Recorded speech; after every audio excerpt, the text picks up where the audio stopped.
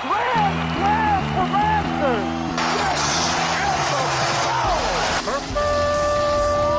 It's time for Blessed to Play on EWTN Radio, uncovering the role that faith plays in the lives of sports professionals from around the country. And now, here's your host, Ron Meyer. Meyer, score! My guest today is Will Koppi. He's a former collegiate athlete, played football at Mankato State, and now is intersecting faith in sports with his work for a group called Focus, the Fellowship of Catholic University Students. We'll talk about what he's doing on the college campus and an experience that he had at the last Olympics in Paris in 2024. I'd like to welcome Will Koppi to Blessed to Play. Will, thank you for joining us. Hey, thanks for having me, Ron. It's definitely an honor to be on your show, and I'm excited to share about my story a little bit with you today. Awesome. Yeah, you grew up in Minnesota, so a climate that is not conducive to, say, warm weather sports, but you seem to play it all in high school, baseball, basketball, and football, but you had a love for athletics. So just talk about that journey, and I understand your dad participated in collegiate athletics.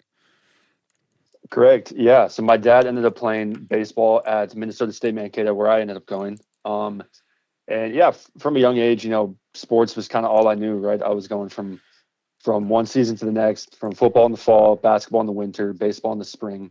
And so, yeah, it was kind of the thing that kept me grounded growing up and just, gave me, I think, some purpose at a young age. Mm-hmm. And led me into, playing in high school eventually and then going to college and playing football at Minnesota State Mankato. And it's been really beautiful to see how, my experiences, the lessons I've learned in my sport have kind of just like shaped me to who I am today, as far as my character and just like the virtues that I've grown in over those years. But yeah, you're right. The climate in Minnesota is definitely not always super great for, the outdoor sports, especially baseball in the spring, but, football in the winter or in the fall was, football weather is, you get it in Minnesota. So, as a receiver, it was a little tough because you kind of run the ball all the time when it's cold out, but, as long as we were winning games, I was happy.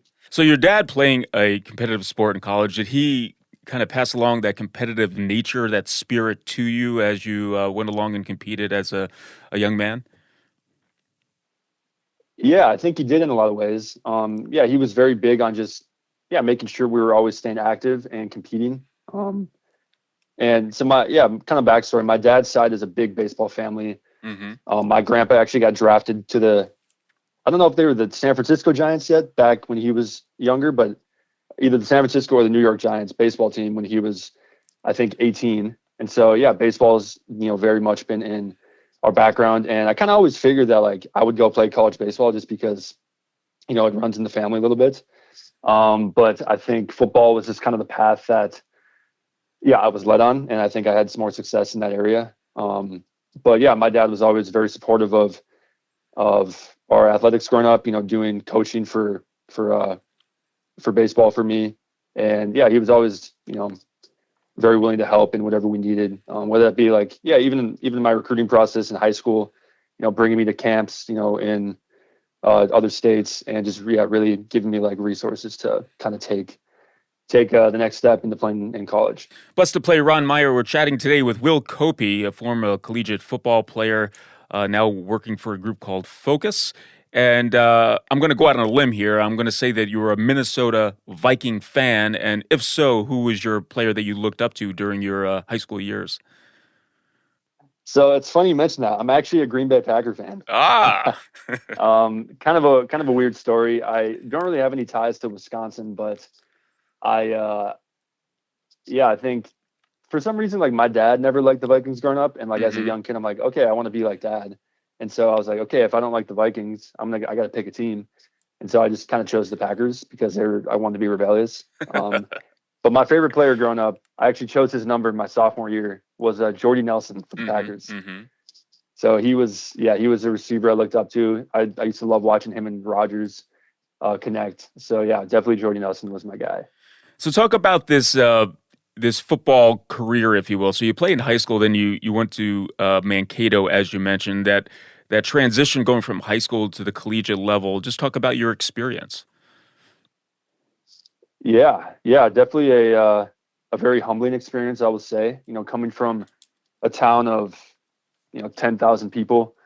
Yeah, like I was one of the better athletes in my class, kind of like all the way through up until high school, and had a lot of success. And yeah, I think in the high school level, you can kind of get away with, yeah, just like using pure talents, not really, you know, diving into details, whether it be like watching film, getting in the weight room, all that stuff.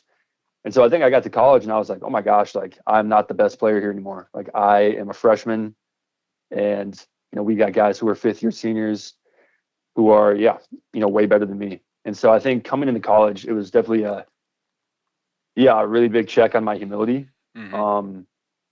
But it was really beautiful at the same time because I think I got to see like, yeah, the Lord really worked through that in my life. Because I just know for me personally, it would have been very easy if I would have like, okay, showed up to campus freshman year, won a starting job and like had a lot of success. I think my ego would have shot through the roof a little bit. Mm-hmm. And that humility, I think, really allowed me to like open my heart to, the Lord and like invite him back into my life. But yeah, I think it's also too just a tough transition for anybody, regardless of if you're an athlete or not, going to college, leaving home, kind of being around new people, leaving your family and your friends. And I think I was just blessed to have, 24 other freshmen in my class that kind of came in and were in the same spot as me. And yeah, we all redshirted together my freshman year. So that was really helpful just to develop in that way and just grow in those friendships. So yeah, a lot of graces, but definitely a tough time as well. Well, we talk about sports being properly directed, and some of us who have played competitive sports, we had to figure that out through lessons within the sports environment. Did you grow in virtue, would you say, as you were a collegiate athlete, or did it something that came at a certain point in your life, or it's when you left the sport that you kind of understood it a little bit better? Yeah, I think of both ends, right? I think in high school, I could see these virtues of leadership starting to come on. Like my senior year, I was voted captain for my football team, which was a great honor. And yeah, just like being entrusted with leading my fellow teammates as a senior was really beautiful. And I think I grew a lot of leadership in that way. And then coming to college, yeah, I think, like any probably young man who's in love with their sport, there's a big identity crisis of putting their worth, putting their identity like in their success on the field. And yeah, that was definitely something I struggled with. And definitely, yeah, even kind of like past my reversion in college back to the faith, it was still there. But I think just the awareness of, okay, like, yeah, what am I made for? I'm made for God, and like God, loves me and he delights in me regardless of how I perform. I think like knowing that truth, even if it was still hard to like implement that, was very good for me. And yeah, I think it just got to the point too where the more like I like cared, or like I guess the less I cared about like how I played, like the more fun I had. Like I just felt very, very free towards my last 2 years of college. Even if I wasn't, having the most success on the field and didn't have the results I would have wanted personally, I think there was this freedom of being like, okay, yeah, like I want to give it my all. And I know that, the Lord is calling me to excellence in my sport. But yeah, excellence doesn't always look like, putting up huge numbers or winning every game. It's about showing up and like doing my responsibilities towards my team and being a leader. And so I think just over time, like the humility of that, just trying to be a servant leader to my teammates was something that really ended up growing in me as I got older. Blessed to play Ron Meyer. Once again, we're chatting with Will Koppi, former collegiate player at Mankato State.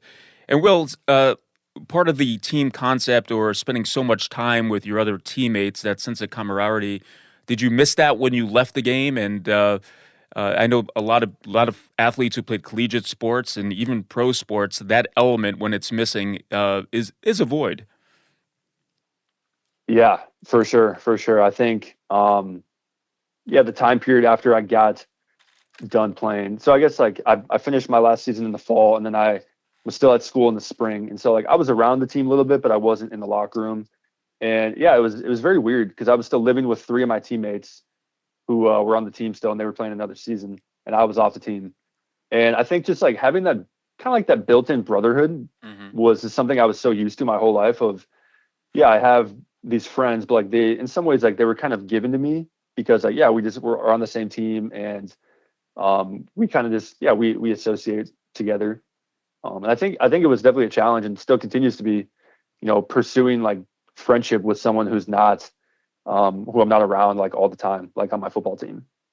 And I think, yeah, that's just something so beautiful that I encourage a lot of men to embrace while they have it. Is like, yeah, take advantage of the time you have with your teammates and really love them and invest in them. Because I think one thing that I truly regret looking back at my college years is not investing more in my teammates and like loving them. Because I think it's really easy to look back now as, I've been out of the sport for 2 years to be like, oh my gosh, yeah, I had an amazing opportunity to really pursue my teammates in friendship and lead them to the Lord. And I think in a lot of ways, I failed at it, but I think it's been cool not having that community because it has forced me to grow in my sense of pursuing friends, and not just like, accidentally ended up being friends with people. Like it really has to be intentional now in my life. All right, let's step aside. On the other side, I want to talk about what you're doing now that you're not competing in sports, but you're still in sports and you're reaching out to athletes on the college campus. In fact, we're going to talk about your trip to Paris for the 2024 Olympic Games. You're listening to Blessed to Play. My guest is Will Koppi. Stay with us.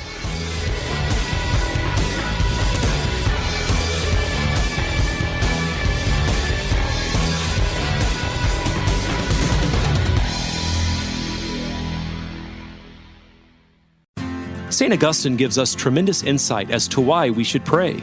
He says this: why God should ask us to pray when He knows what we need even before we ask Him may perplex us if we do not realize that our Lord and God does not want to know what we want, for as God He cannot fail to already know it.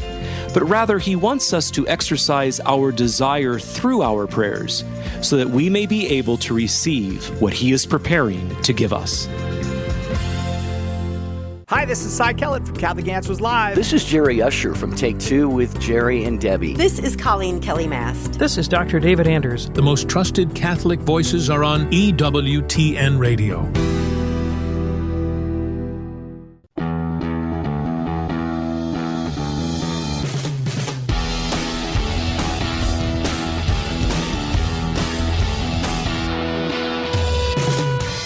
Welcome back to Blessed to Play. Ron Meyer joined today by Will Koppi. He's a former collegiate football player, and now he's working for a group called Focus, the Fellowship of Catholic University Students, and he's working on the college campus, reaching out to athletes using his athletic background, but now incorporating faith with it. And Will has some great experiences on reaching out to athletes and spiritually, encouraging them to live a life pleasing to God. And Will, as I mentioned, you were an athlete and now you're reaching out to athletes. So tell us how this came about and why you have a desire to do so. Yeah. So like you said, I'm working for a organization called the Fellowship of Catholic University Students, where I work on, college campus with athletes. And so when I was in college, I got encountered by a missionary with Focus my freshman year. And kind of throughout my time, just gradually started taking more steps to, grow in my faith and, be a leader amongst my community and my team. And I think, towards my senior year, I was like, my life was radically transformed by Jesus and like through a Focus missionary. And I think I saw in a lot of my teammates when I was in college that I kind of like myself, I had good morals. I think I was like a good kid, but I think just like misguided in a lot of ways and was never really challenged or encouraged to like really like live out the truth.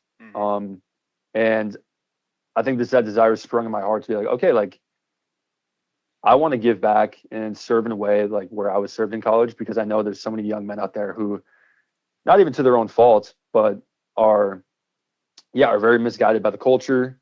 And I saw it especially in in the locker room, amongst my football team. And so, yeah, there's just a great desire there to lead men to Christ in that way. And so, yeah, that's kind of what I'm doing on campus here up in North Dakota at the University of Mary. Mm-hmm. And yeah, it's been a joy to just work alongside my other missionary teammates and just help lead these men to the Lord in some capacity. If you could talk about in some general terms your interaction with these athletes, are many of the athletes that you're talking with, are they hearing this message for the first time? They never had a really discussion about it. I know some probably come from a faith background, but there are probably some that don't. So if you could just give us some overview of some of those interactions. For sure. Yeah. So, yeah, it's an interesting campus up at the University of Mary because, we're very, the Catholic identity here is very strong amongst like the normal student body. But I think amongst the athletes, a lot of them come here, predominantly to play their sport. And so, yeah, you do have a handful of athletes who come from, faithful backgrounds. And then there's also a lot who, have never, heard the gospel before. And so, yeah, kind of what my role looks like is, our main things we do is like, we lead Bible studies, and then we also lead these groups called discipleship groups, where it's more of like an intentional formation and kind of like training and walking with these guys so they can go out and, live as like missionaries in their whatever state of life that they're in. And so, yeah, there's a lot of receptivity, I think, amongst men. And I think one thing that really helps is, in their sport, like I think for me, like once I hit that point in college where I was like dealt a lot of humility and a lot of failure, I think that's when I, naturally kind of came to the Lord and was like, okay, like I can't actually count on my sport to be happy, and I need something greater. And so I think there's, as some more athletes start to realize that, like, yeah, their sport isn't everything. I see this desire kind of opening up in them to want to be involved. And I think the university does a great job of promoting Catholic culture, where like being Catholic here is normal and is seen as like something good and like to be sought after. Whether that be through, the various priests on campus or the classes they take. And so it kind of makes it a lot easier for me to, when I do want to share the gospel or bring up the faith, like they're already more familiar with it than, maybe my teammates were in college. Blessed to Play Ron Meyer chatting today with Will Koppi. He was a former collegiate football player and now working on the college campus, spiritually encouraging student athletes. And Will, I want to bring up this trip to the 2024 games, Olympic Games, I should say, in Paris. You went with a team of athletes with focus, and you went right into the Olympic Village, you entering into the athletes' world. Talk about why you decided to go to Paris, and I want to hear about the first athlete that you met while you were in the village. Yeah, so this opportunity kind of came up in the fall of 2023, where a guy who works in our athletes section in Focus, what we call Varsity Catholic, he had sent out kind of like a mass email to all of the missionaries who work with athletes within our apostolate, and kind of just brought up this opportunity that could be there in the future. He wasn't too certain about if it were to happen or not, but I inquired about it. I sent him an email, told him I was interested, and kind of just followed up and was like, yeah, I think this would be a great opportunity. Kind of just, the doors just opened up, and eventually just got a call back, and he's like, yeah, like I want you to go. And I was like, great. Like, I didn't really need to think or pray about it a ton. I was like, yeah, this is an amazing opportunity, and I know this is like a great way to serve the Lord. So yeah, pretty simple discernment in that sense. But like you said, we were in the athletes village, and cool story about the first athlete I met. We were in the village kind of walking around with this priest, I think one of our first days there, and he was kind of giving us his tour. And I saw this guy in this gift shop, and he was from Guam, and I was like, okay, like I knew Guam was a U.S. territory, so he probably speaks English. And so I went up and talked to him, and I was like, hey man, kind of asked him who he was and what sport he's competing in. And we got to talking, and he was from Guam, but he competed at track and field at the University of Arizona. Mm-hmm. And we kind of got to talking, and I was like, oh yeah, I'm a missionary. I'm here to serve the athletes in the village. I live up in North Dakota. And he was like, oh, like I used to live in North Dakota. And I was like, oh, where'd you live? He's like, oh, I lived in Minot. And I was like, oh, that's like an hour from where I live. So it was like really cool to make that connection right away. And I got his contact information. And then there was this event later on in that week that kind of like the whole, Paris Olympic, like the Archdiocese of Paris was putting on to kind of promote the Olympic Games. Mm-hmm. And this guy came to an event with us and was the only athlete who came. So it was really cool to see like that initial connection I made with him. And he ended up coming to this prayer event that we had with like a ton of people from the community. So yeah, it was a really, really cool event. What surprised you, or what was an eye-opening experience when you're behind the scenes of such an event that has such prestige? Did anything take you by surprise? Yeah, I think just being in the village. I was only in there probably 3 or 4 times. We weren't in there every day, but yeah, I think we can sometimes have this idea of professional athletes or athletes that like at the top of their game and they're just like different beings almost, or just like not human.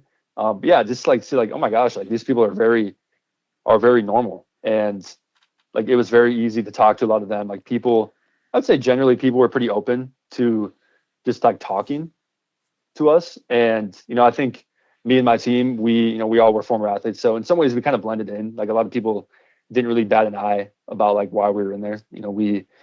I think we looked the part. But yeah, I guess one other thing that I don't know if this was surprising, but one thing that stuck out was, a lot of athletes are there to, the only reason that they're in Paris and that they're there is to compete in their sport. And it kind of seems like,